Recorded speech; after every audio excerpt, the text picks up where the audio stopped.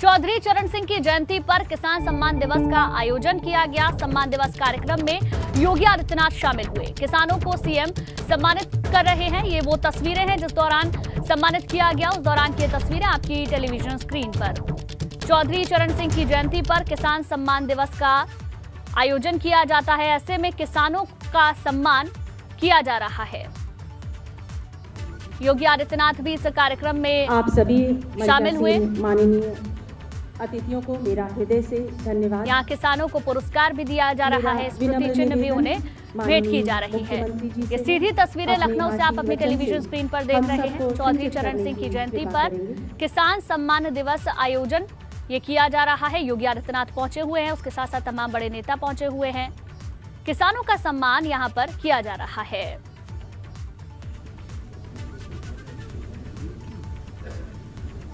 किसान सम्मान दिवस के अवसर पर आयोजित आज के इस कार्यक्रम में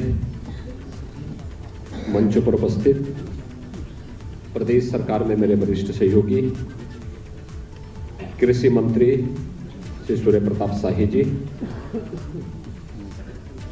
प्रदेश सरकार में उद्यान विभाग के मंत्री श्री शिवराम चौहान जी,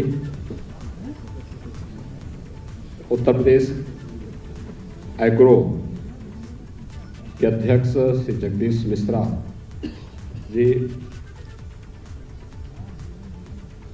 उत्तर प्रदेश बीज विकास निगम के उपाध्यक्ष श्री राजेश्वर सिंह जी, प्रदेश के मुख्य सचिव श्री आर के तिवारी जी, कृषि उत्पादन आयुक्त श्री आलोक सिन्हा जी, अपर मुख्य सचिव कृषि डॉक्टर देवेश चतुर्वेदी जी, भारतीय जनता पार्टी किसान मोर्चा के प्रदेश के अध्यक्ष श्री कामेश्वर सिंह जी, कृषि विभाग से जुड़े हुए सभी अधिकारीगण, कृषि वैज्ञानिकगण और प्रदेश के विभिन्न क्षेत्रों से यहाँ पर उपस्थित सभी किसान भाइयों बहनों, आज किसान सम्मान दिवस है। भारत के पूर्व प्रधानमंत्री, महान किसान नेता चौधरी चरण सिंह जी की पावन जयंती को किसान सम्मान दिवस के रूप में आयोजित किया जाता है। मैं भारत माता के इस महान सपूत की 119वीं जयंती के अवसर पर देश के हित में, किसानों के हित में उनके द्वारा किए गए कार्यों को स्मरण करते हुए प्रदेश शासन की ओर से उन्हें विनम्र श्रद्धांजलि अर्पित करता हूं। हम सब जानते हैं कि चौधरी साहब ने किसानों की आवाज को देश के न केवल उच्च सदन में बल्कि सड़क से सदन तक का एक रास्ता देश के अन्नदाता किसानों के लिए उन्होंने बनाने का कार्य किया था। और उनका स्पष्ट मत था कि भारत की समृद्धि का मार्ग इस देश के खेत और खलिहान से होकर के जाता है, और खेत और खलिहान तभी खुशहाली के प्रतीक बनेंगे जब इस देश का किसान जागरूक होगा, वह समृद्ध होगा, तो स्वतः ही खुशहाली का मार्ग आगे बढ़ता हुआ दिखाई देगा। आज हमें प्रसन्नता है कि चौधरी साहब के इन सपनों को साकार केंद्र और प्रदेश सरकार मिलकर के कर रही है।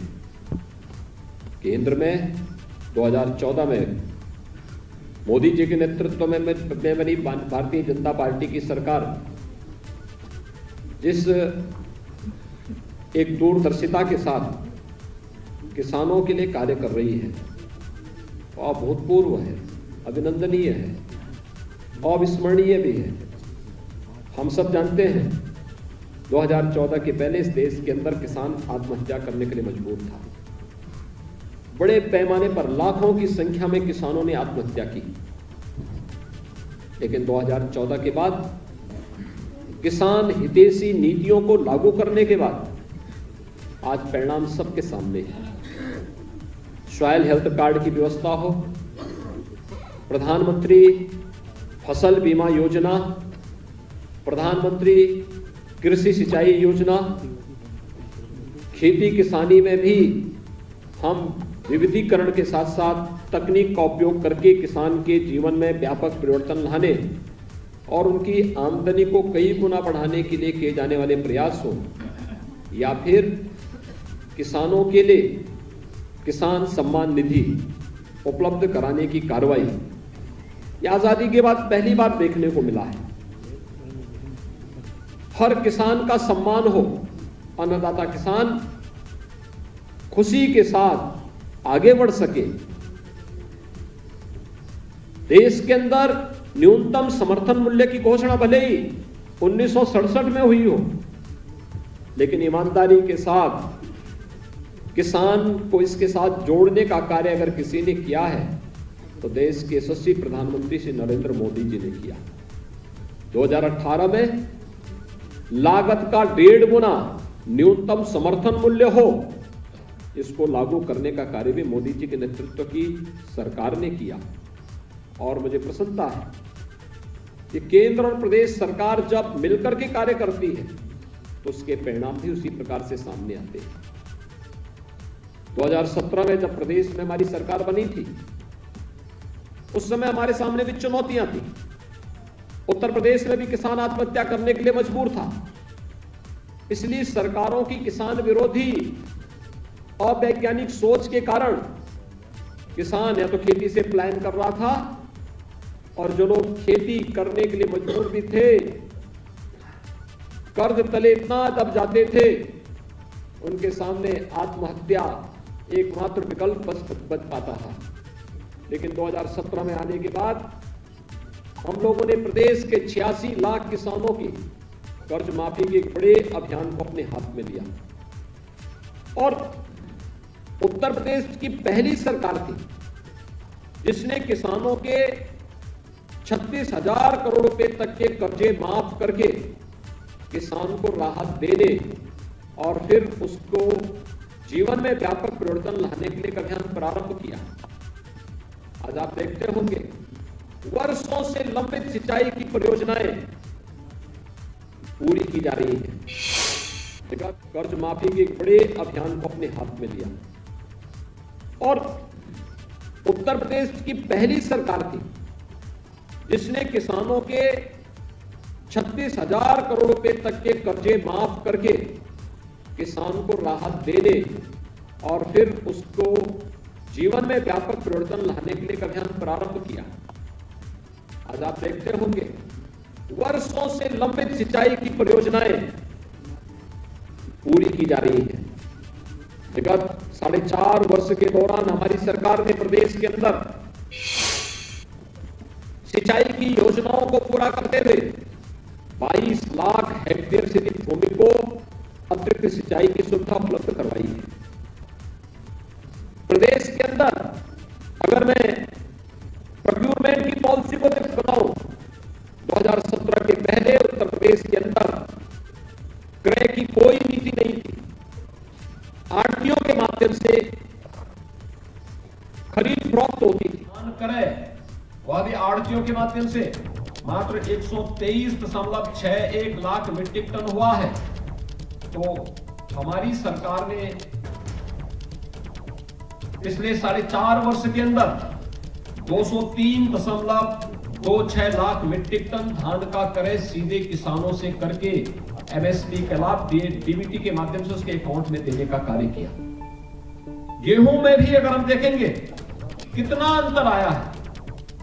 पिछली सरकार के 5 साल के कार्यकाल में मात्र 94.38 लाख मीट्रिक टन गेहूं का क्रय वह भी आढ़तियों के माध्यम से हुआ, यानी एमएसपी का लाभ किसान को नहीं मिला। लेकिन हमारी सरकार के समय 219.12 लाख मीट्रिक टन गेहूं का क्रय सीधे किसान से किया गया और पैसे का भुगतान डीबीटी के माध्यम से किसान के खाते में किया गया। ये जो व्यापक परिवर्तन है, ये परिवर्तन इस बात को दिखाता है कि किसान के जीवन में परिवर्तन लाने का हमारी सरकार प्रदेश के अंदर आलू का भी न्यूनतम समर्थन मूल्य मिल सके, हमारी सरकार ने लागू किया। दलहन, तिलहन और तमाम अन्य फसलों के भी दाम किसान को मिल सके, यह कार्य भी हमारी सरकार ने प्रदेश के अंदर किया। प्रदेश के अंदर 20 जिले ऐसे थे जहां पर पहले कोई कृषि विज्ञान केंद्र नहीं था। हमारी सरकार आई तो हमारी सरकार ने उन 20 जिलों में भी कृषि विज्ञान केंद्र स्थापित करने की कार्रवाई प्रारंभ की और कई कृषि विज्ञान केंद्र आज खड़े होकर के किसानों को तकनीकी मदद दे रहे हैं। प्रदेश के अंदर जब 2017 में हम लोग आए थे तो प्रदेश के अंदर मंडियों की स्थिति अत्यंत खराब थी। वे किसानों के हितैषी बनने की बजाय किसानों के शोषण के प्रतीक बने हुए थे। सरकार ने उसमें व्यापक संशोधन किया, उन्हें किसान हितैषी बनाने के लिए तमाम प्रकार की कदम उठाए। गन्ना किसानों का 2010 से गन्ना मूल्य का बकाया था, हमारी सरकार आई, हम लोगों ने उसे भी पूरा करते हुए पिछली सरकार के समय जो गन्ना मूल्य वर्षों से लंबित पड़ा हुआ था, उस सभी प्रकार के गन्ना मूल्य का भुगतान करते हुए हमारी सरकार ने अब तक लगभग 1.5 लाख करोड़ रुपए का गन्ना मूल्य का भुगतान भी किसानों के खाते में सीधे करने का कार्य किया है। यानी एक बड़ी राशि किसान के खाते में जाने की तैयारी, और वह किसान चाहे वह कोरोना के प्रथम वेव के दौरान या द्वितीय वेव के दौरान जब देश और दुनिया की सभी चीनी मिलें बंद हो गई थी, सभी कार्य एक प्रकार से बंद हो गए थे, हमारी सरकार ने उस दौरान भी इसको बंद नहीं होने दिया।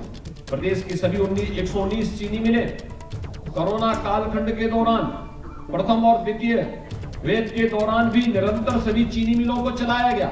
हमें एहतियातन वहां पर कुछ कदम उठाने पड़े थे, कोविड हेल्प डेस्क बनाना पड़ा था, कोविड केयर सेंटर बनाने पड़े थे, व्यापक पैमाने पर सैनिटाइजेशन की कार्रवाई करनी पड़ी थी, पीपी किट और भी अन्य जो भी इंफ्रारेड थर्मामीटर और जांच की जो भी अन्य सुविधाएं हो सकती थी, इनको बढ़ाना पड़ा। लेकिन अन्नदाता किसान परेशान न होने पाए, इसके लिए हमने क्रय केंद्रों को भी पूरी मजबूती के साथ चलाने का कार्य किया। तो चीनी मिलों को चलाने का कार्य भी प्रदेश सरकार ने इस दौरान किया। आज जब हम चौधरी साहब की 119वीं जयंती के कार्यक्रम में यहां पर आए हैं, मुझे बताते हुए प्रसन्नता है कि चौधरी साहब की स्वयं की कर्मभूमि की चीनी मिल रमाला चीनी मिल 30 वर्षों से मांग हो रही थी, यहां पर चीनी मिल लगनी चाहिए, नया चीनी मिल आना चाहिए, जर्जर चीनी मिल थी, किसान परेशान थे, पिछली सरकारें नहीं कर पाई। लेकिन हमारी सरकार ने रमाला में भी एक नई चीनी मिल लगा करके किसानों के जीवन में परिवर्तन लाने का कार्य किया। आज उत्तर प्रदेश का किसान जिस दिशा में आगे बढ़ रहा है वह अभिनंदनीय है, और मैं धन्यवाद दूंगा कि अभी यहां पर आने के पहले मंडी समिति के द्वारा चयनित उन 11 किसानों को जिन्हें ट्रैक्टर उपलब्ध कराया गया, आप सोच सकते हैं आज पुरस्कार में किसान को ट्रैक्टर मंडी समिति के माध्यम से मिल रहा है। पहले यही मंडी समिति इन किसान भाइयों के शोषण का प्रतीक होती थी, लेकिन आज यही मंडी समिति आज किसान के पोषण का, किसान के उन्नयन का आधार बन रही है। 11 ऐसे किसानों को अभी मैं कृषि मंत्री, उद्यान मंत्री बाहर जाकर के उन किसानों को हम लोगों ने एक ट्रैक्टर उपलब्ध कराया, अन्नदाता किसान को एक ट्रैक्टर उपलब्ध करवाने का कार्य किया। मुझे प्रसन्नता है आज यहां पर तमाम किसानों को यहां पर सम्मानित किया गया, और इसमें महिला किसान भी है, पुरुष किसान भी है। किसान की बात जब होती थी ये मान लिया जाता था कि किसान का मतलब पुरुष किसान, लेकिन मुझे प्रसन्नता है कि बहुत सारी महिला किसान भी इस दिशा में प्रयास की है, उन्होंने इस दिशा में बहुत अच्छा काम किया है, और खासतौर पर प्राकृतिक खेती की तरफ हम खेती के उत्पादन को बढ़ा तो रहे हैं, लेकिन केमिकल, फर्टिलाइजर और पेस्टिसाइड जितनी बड़े पैमाने पर डाल रहे हैं, ये नई नई बीमारियों को भी जन्म दे रही है। और आज उसका एक समाधान प्रधानमंत्री मोदी जी ने दिया, और वह है प्राकृतिक खेती, गौ आधारित खेती।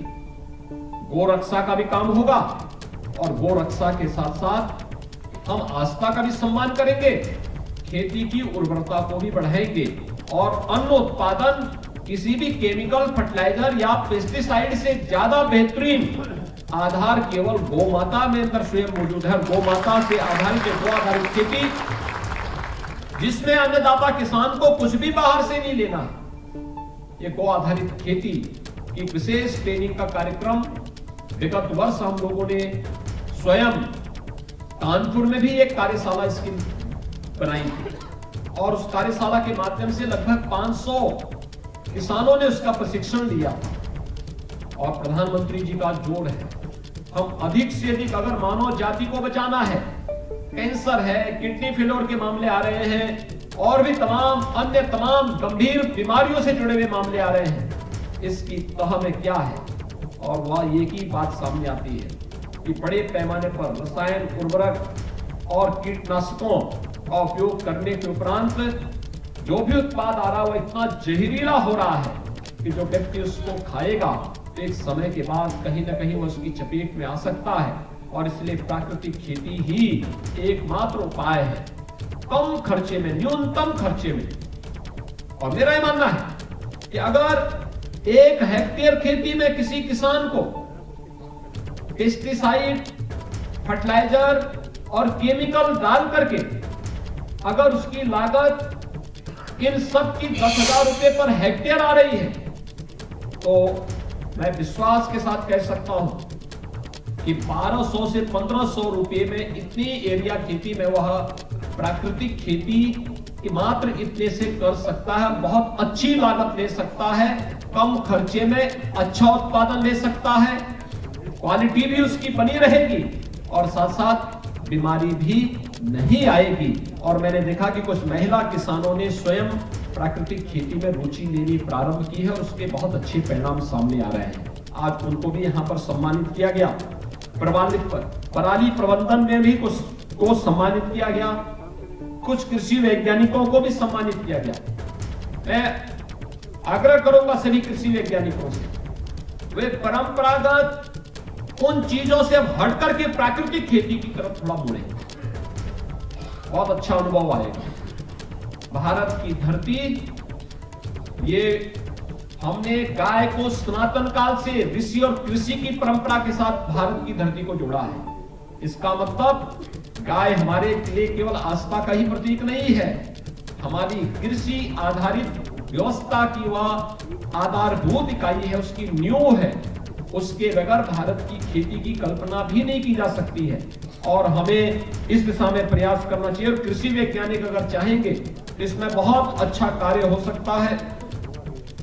कृषि इंफ्रास्ट्रक्चर जो फंड बनाया है प्रधानमंत्री जी ने कोरोना काल खंड में, इसमें जिन किसानों ने और जिन एफपीओज ने अच्छा काम किया है उनके सम्मान का कार्यक्रम यहां पर हुआ।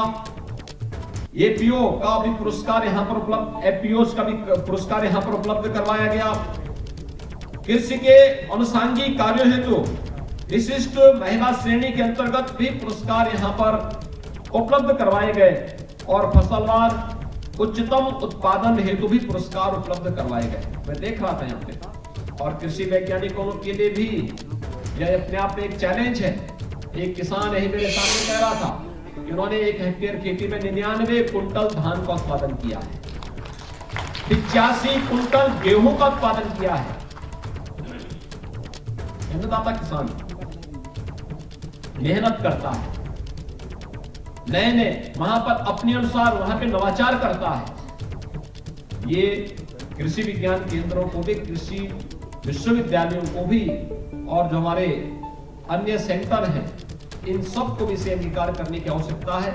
मैं आप सभी अन्नदाता किसानों का आज के इस किसान सम्मान दिवस पर जिन्हें सम्मान मिला है उन्हें बधाई देता हूं। आप सबका अभिनंदन करता हूं।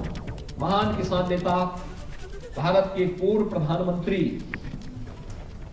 चौधरी चरण सिंह जी को उनकी 119वीं जयंती के अवसर पर प्रदेश शासन की ओर से विनम्र श्रद्धांजलि अर्पित करता हूं और विश्वास व्यक्त करता हूं कि चौधरी साहब के बताए हुए किसान हितैषी कार्यों को अंगीकार करते हुए हम प्रदेश के अन्नदाता किसानों के उन्नयन के माध्यम से प्रदेश की 25 करोड़ जनता की खुशहाली का मार्ग प्रशस्त करेंगे। आप सबके प्रति मेरी शुभकामनाएं। धन्यवाद। जय हिंद।